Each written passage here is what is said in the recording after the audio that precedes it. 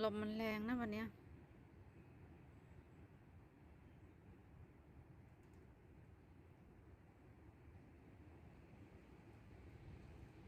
หมกแต่อยู่ในบ้านมันหนาว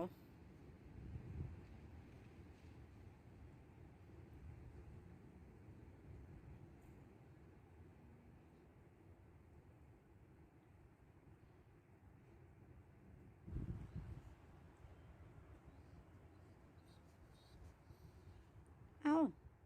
เป็นอะไร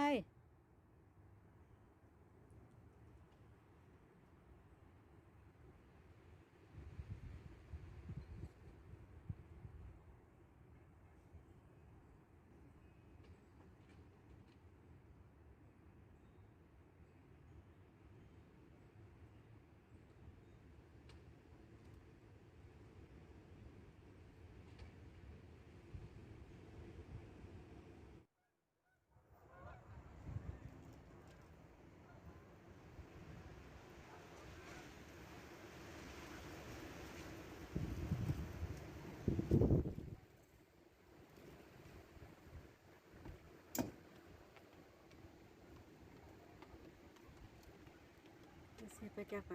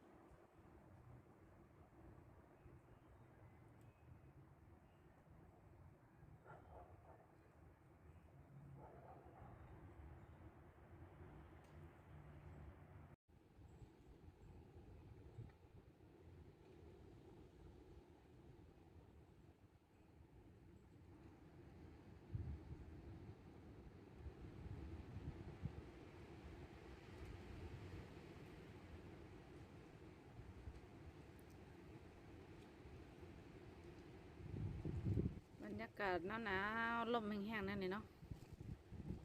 คิดถึงเมืองไทยเด้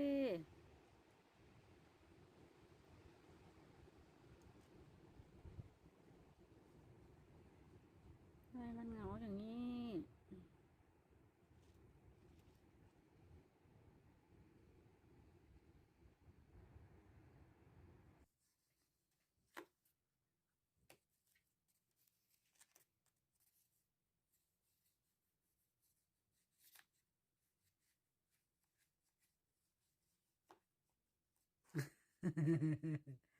แย่พุ่งมันนี่แย่พุ่งมันนี่กวนเลยนี่แล้วมันกวนกูกันนะ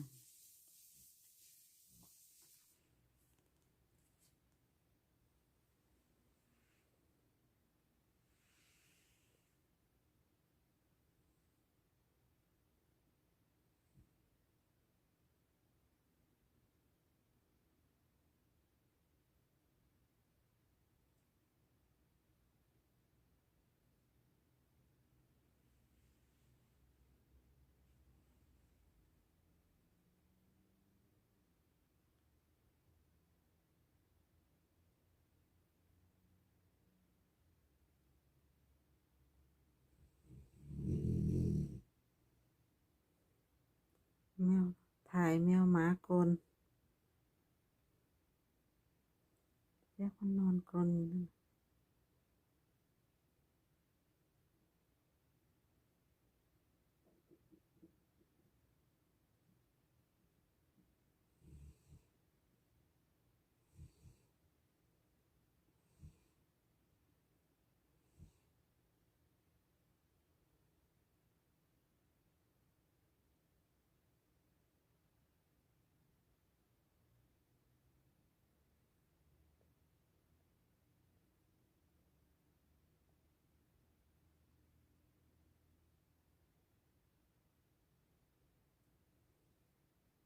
นอนในนี้แหละลูกมันจะฟ้า